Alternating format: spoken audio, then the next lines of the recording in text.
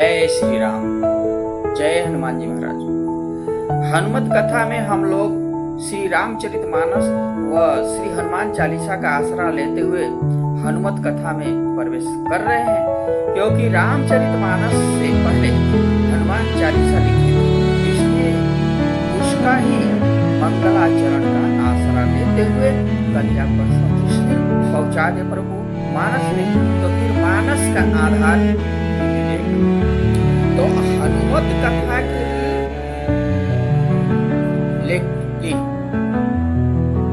आज मंगलाचरण में सबसे पहले तुलसीदास जी महाराज, क्योंकि हनुमान जी महाराज और शिव जी इन दोनों को तुलसीदास जी ने गुरु रूप से उपासना की और गुरु रूप से इनकी उपासना की। जब हनुमान चालीसा लिख रहे थे ना, तो लिखते लिखते आगे तक पहुंच गए तो हनुमान जी महाराज प्रकट हो गए और उन्होंने कहा कि मैं तुम पर कृपा करना चाहता हूँ, क्या चाहिए तुमको?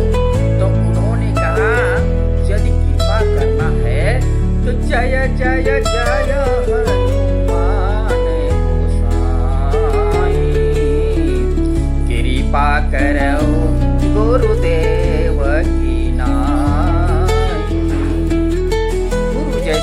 करे महाराज, क्योंकि भगवान से कई गुना कृपा गुरु करते हैं।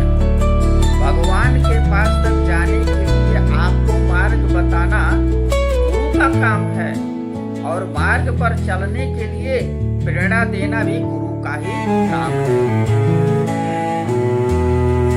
उसकी उनके की हुई गलती और बार बार टोकना, डांटना, फटकारना भी का एक कार्य है। भगवान तो दृष्टा है, एक किनारे पर खड़े रहते हैं। वो तो दुष्टों के लिए भी है, सज्जनों के लिए भी है। वो किसी को भी नहीं बोलते कि तुम ऐसा काम करो, अच्छा काम करो कि बुरा काम करो। ये काम गुरु के होते हैं बताना, और गुरु ही कोई सदगुरु ही आइए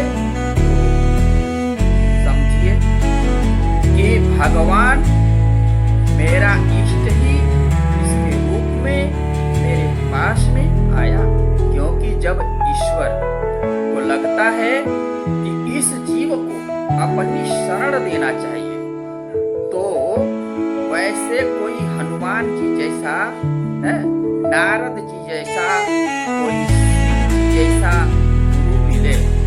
गुरु जी को भक्ति का राह बताना था, तो भगवान जी ने नारद जी को भेज दिया। प्रहलाद जी के पास नारद जी को भेज दिया था।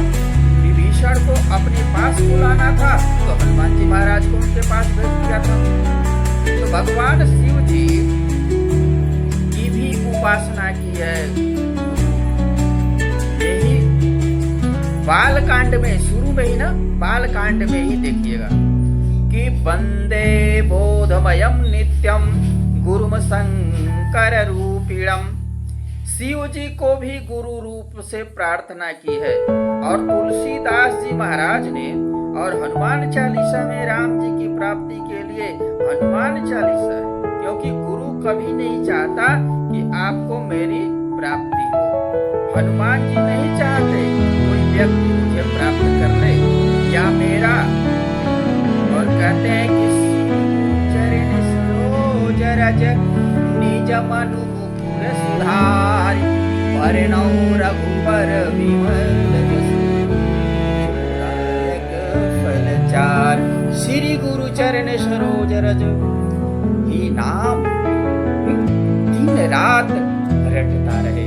हनुमान जी यही चाहते हैं कि मैं जो जीव परमात्मा से मिलना चाहता है उसे सन्मार्ग प्रेरित करके परमात्मा से मिला दो।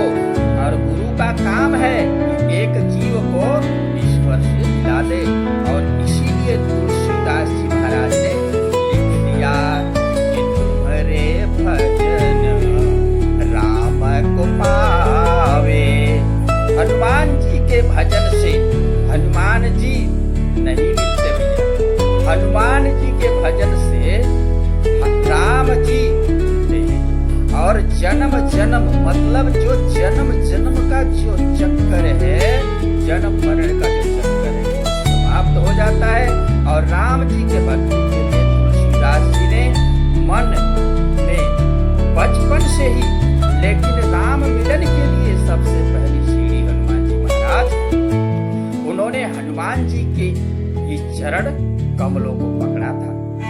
तब जाकर के राम जी से मिलन हुआ। सीधे हम पर परमात्मा तक हम नहीं पहुंच पाएंगे, नहीं जा पाएंगे। ऐसी हमारी औकात है, हमारे पास कोई शक्ति नहीं है परमात्मा तक पहुंच जाती है। तो ये दुख सुख के घेर में न भटकते। अभी तो हमें थोड़ा साधन आ जाए, वैभव आ जाए, मान प्रतिष्ठा आ जाए, कोई अच्छे से बोल दे, ऊंचाई पर ले जाए तो बड़ी प्रसन्नता मिलती है। और थोड़ी सी कोई गलत बोल दे तो हो जाता है, थोड़े से हमारी इच्छित वस्तु ना मिले, तत्काल वो वस्तु हमें मिल जाए तो सुख और न मिले तो दुख।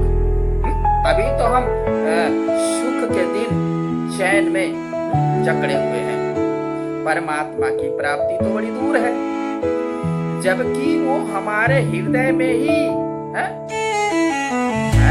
तब भी वो हृदय में स्थित परमात्मा के बारे में बता देता है।